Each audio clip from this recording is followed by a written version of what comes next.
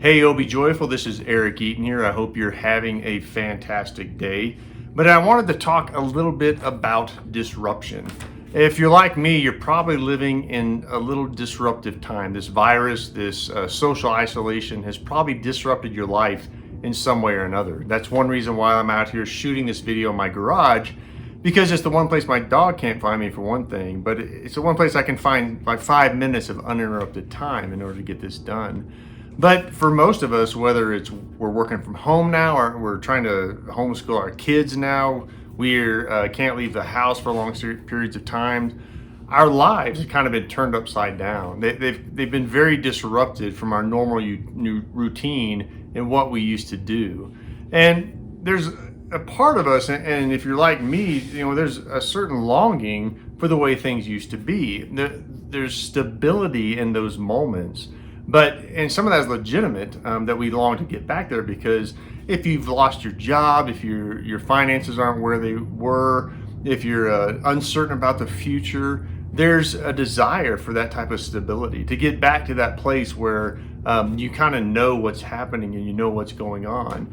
But that's difficult when we don't know what the future looks like. And we live in this disruption of just trying to see what the day holds and how life is going to turn out. And while we may long for the way things used to be, for stability, the interesting aspect, if we look back through the Bible and through church history, is that God rarely moved in those moments. God rarely moved in the stability of people's life. It was usually in the disruption and chaos that was going on around him.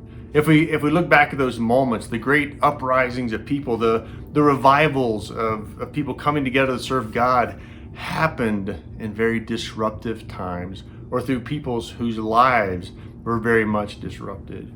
And so while we may long for that stability, there is purpose in this disruption. As we try to figure out what our future looks like, there's one thing that's never changed. And if we look back at Matthew 28:19, Jesus, in some of his last words to his disciples on earth, he tells them that they are to go and make disciples. Those words that were spoken 2,000 years ago by Christ have not changed. That was the mission then, and that is the mission now.